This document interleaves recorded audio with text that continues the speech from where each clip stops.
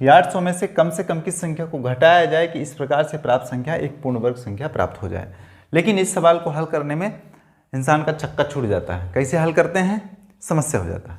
हमको क्या करना है, ये जो 800 की संख्या दिख रही है इसको हमें सबसे पहले एक वर्गमूल विधि से हल कर लेना है। लेकिन उसके पहले भी हमारे पास एक तरीका है। 800 में से एक ऐसी संख्या का काम करते हैं जिससे वो हमें सरलता से उसका उत्तर प्राप्त हो जाए।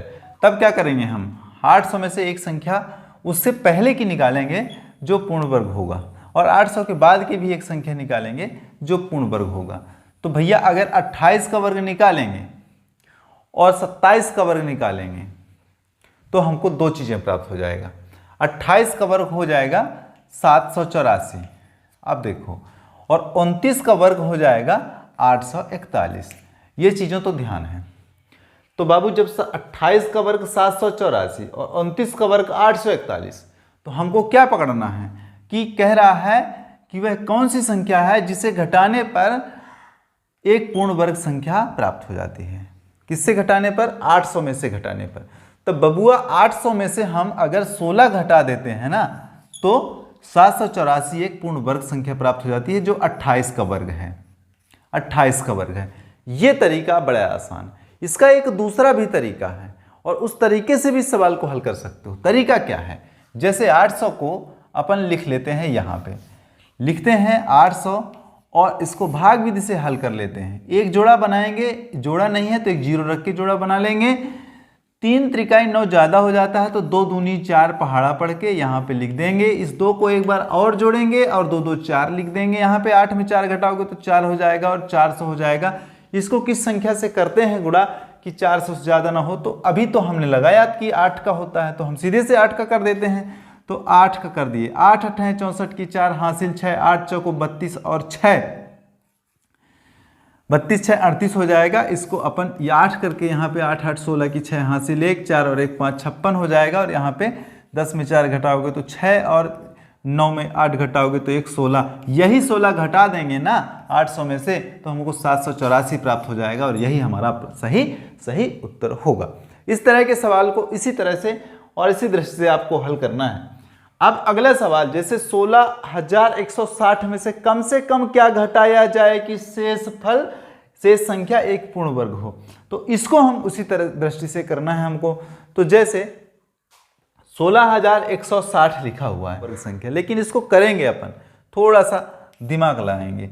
16160 और इसको हम भाग विधि से सबसे पहले करेंगे। यहाँ पे जोड़ा बनाएंगे और एक कर लेंगे क्योंकि इसका जोड़ा नहीं बन रहा है तो इस तरह से करेंगे। 1 1 2 हो जाएगा और 1 में 1 घटाएंगे, कुछ नहीं बचेगा, 61 हो जाएगा यहाँ पे।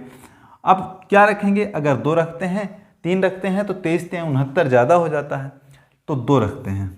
2 रख दो बबुआ, 2 दूनी 4, 2 दूनी 4, 44 हो जाएगा। इस 2 को एक बार और जोड़ दोगे तो 2 2 4 और 2 24। 11 में 4 घटाओगे तो 7 बचेगा और 5 में 4 घटाओगे तो 1 बचेगा। ये 1760 प्राप्त हो गया।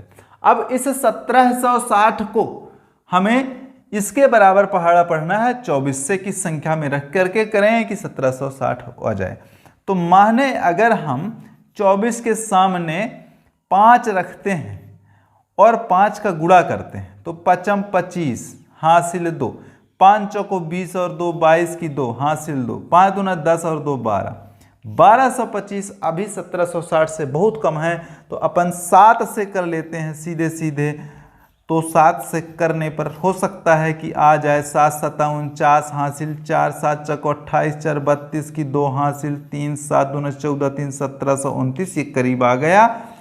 1729 बेटा प्राप्त हो गया। किससे किए हैं अपन किए हैं 7 से किए हैं। इसको 7 को जोड़ दो और 7 7 14 की 4 हासिल 1 4 और 1 5 2 की 2 और 10 में 9 घटाओगे तो 1 और 5 में 2 घटाओगे तो 3 और बाकी खत्म, काम हो गया। 31 है वह संख्या, ठीक है ना। इस वाले 7 को तो अपन लिखे नहीं है तो लिख देते हैं ये वाले भी 7 को, लेकिन हमारा उत्तर 31 है। अगर 16160 में 31 हम घटा देते हैं तो जो संख्या प्राप्त होगा ना हमको वो पूर्ण वर्ग होगा।